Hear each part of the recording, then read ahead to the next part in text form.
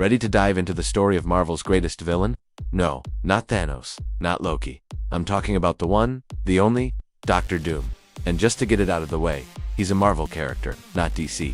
Getting that right is step one to understanding this icon. He first stormed onto the scene in Fantastic Four #5, way back in 1962, a masterpiece from the legendary minds of Stan Lee and Jack Kirby. From his very first appearance, Doom wasn't just another bad guy, he was an event. Regal, menacing, a blend of super science and dark magic, all wrapped in that iconic iron armor. He was built to be the ultimate nemesis for the Fantastic Four, but he quickly became something so much more. So who is the man behind the mask? He is Victor Werner von Doom, born to a Romani family in the fictional European nation of Latveria. His story is one of tragedy and ambition. Victor was a prodigy, but his world was shattered by loss. His mother, a powerful sorceress, was taken from him, her soul trapped by the demon Mephisto. His father, a brilliant healer, died trying to protect his son from a cruel baron. These early tragedies ignited a fire in Victor, a relentless drive to master both science and sorcery, to conquer fate itself, and to free his mother's soul.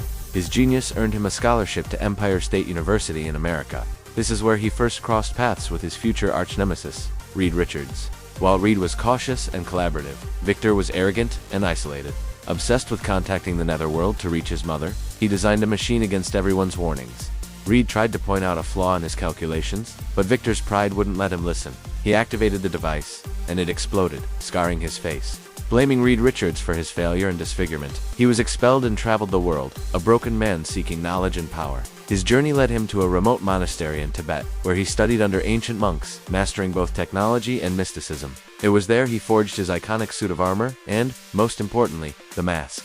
He didn't just put it on, he had the searing hot metal placed directly onto his face, forever hiding his scars and sealing his new identity, Doctor Doom. In the early days, Doom was primarily a tech villain. He had his gadgets, his Doombots, and his flying fortress. But as the stories evolved through the 70s and 80s, his magical side came to the forefront.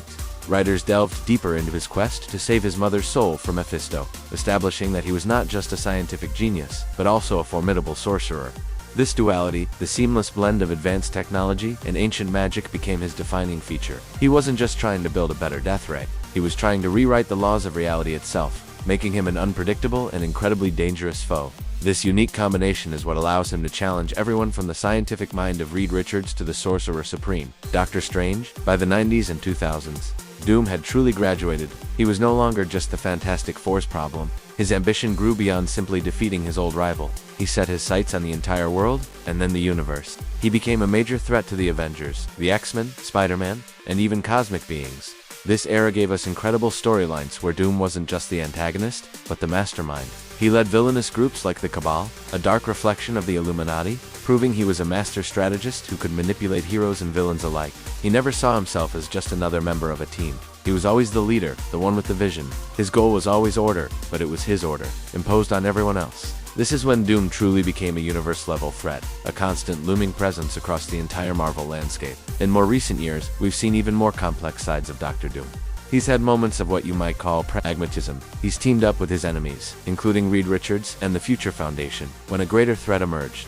Why? Because Doom believes that only he has the intellect and the will to save reality, even if it means temporarily aligning with those he despises. His ego is so immense that he sees saving the universe as his responsibility. We've even seen him take on a heroic role as the infamous Iron Man after Tony Stark was incapacitated. He believed he could be a better Iron Man, a better hero. Of course, this was all part of his grand design, his unending quest to prove his superiority. These modern stories don't erase his villainy. They add layers to it, making him one of the most compelling and unpredictable characters in all of comics. Through every reboot and reimagining, the core elements remain: the tragic origin, the rule of Latveria, the rivalry with Reed, and that all-consuming, glorious ego. So, what exactly can Doctor Doom do? Let's start with his mind. He possesses a genius-level intellect that is matched by only a handful of people in the Marvel Universe, most notably Reed Richards. He's a master of physics, engineering, robotics, cybernetics, genetics, and dimensional travel. If it can be understood by science, Doom has probably mastered it. And all of this intellect is focused and amplified through his incredible suit of armor. This isn't just a protective suit. It's a mobile weapon system and a life support unit. It grants him superhuman strength and durability, allows him to fly, project powerful energy blasts, and generate impenetrable force fields. The armor is a fortress, a symbol of his power, and a manifestation of his will, engineered to perfection. But science is only half of the equation. Doctor Doom is also one of the most powerful sorcerers on Earth. second only to Doctor Strange himself. He has delved into the darkest of arts, learning to summon demons, cast powerful spells, and travel between dimensions. He often combines his magic with his technology, creating hybrid devices that can outwit purely scientific or purely mystical opponents. He might use a spell to weaken a force field and then blast it with a plasma cannon. This unique blend makes him incredibly versatile and almost impossible to prepare for. He also has access to countless arcane artifacts and magical tomes, which he uses to amplify his power even further. And don't forget, he's a skilled fighter. While he prefers to win with his mind, his armor and tactical brilliance make him a dominant force in any physical confrontation. Beyond his personal power, Doom commands the entire nation of Latveria. This gives him vast resources, a loyal army, a massive industrial base for building his Doombots and other technologies, and a global intelligence network. His Doombots are perfect robotic replicas of himself, often used as decoys, soldiers, or to carry out his plans across the globe. They are so advanced that even powerful heroes have been fooled into thinking they were fighting the real Doom.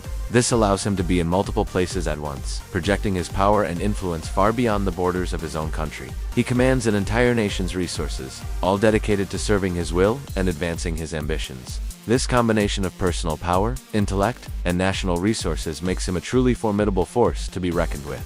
When you talk about Dr. Doom, you have to talk about his relationships, which are almost entirely defined by rivalry. His number one nemesis, his eternal rival, is Reed Richards, Mr. Fantastic. This isn't just a simple hero-villain dynamic, it's a battle of ideologies. Reed represents collaboration, curiosity, and the pursuit of knowledge for the good of all. Doom represents control, pride, and the pursuit of power for his own grand vision. Their rivalry is the core of his character, a constant intellectual and philosophical war. Every victory over the Fantastic Four is secondary to proving his superiority over Reed. The rest of the Fantastic Four are, by extension, his primary antagonists. He constantly tests their limits, their unity, and their morals, engineering crises designed to break them. But Doom's list of enemies is long.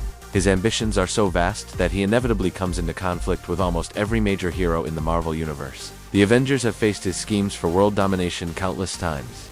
The X-Men have fought to stop him from exploiting mutants for his own ends. Even a street-level hero like Spider-Man has found himself tangled in Doom's grand designs. On the other side, Doom doesn't really have allies. He has temporary partners and pawns. He will join forces with other villains in groups like the Cabal, but only as long as it serves his agenda. He is always the one in charge, always manipulating events to his advantage. The moment an alliance is no longer useful, he will discard it without a second thought. For Doom, there is only one person who truly matters, himself. So, why do fans love this tyrannical, egomaniacal villain so much? It's because he's not just evil, he's compelling. A huge part of his appeal is the mystery of the mask. His scarred face is a symbol of his pride, his shame, and his absolute refusal to accept any imperfection in himself. He's also the ruler of Latveria, and under his iron fist, it's a nation free of crime and poverty. He presents himself as a benevolent dictator, providing security and prosperity at the cost of freedom. This creates a fascinating debate. Is a peaceful tyranny better than a chaotic democracy? And at the heart of it all is his personal quest. Everything he does, from trying to conquer the world to traveling through time, is driven by a desire to prove his superiority, to right the wrongs of his past, and to finally save his mother's soul. Unlike many villains who just want chaos, Doom has a purpose. His vision for the world is coherent, even if it's terrifying. He truly believes he is the only one fit to rule, the only one who can bring true order to the universe. And that unshakable, arrogant conviction is what makes him Marvel's greatest villain. So, now you know the story of Victor Von Doom, the man who would be king of everything. If you enjoyed this deep dive, make sure to subscribe to the channel so you don't miss our next video. Thanks for watching, and we'll see you in the next one.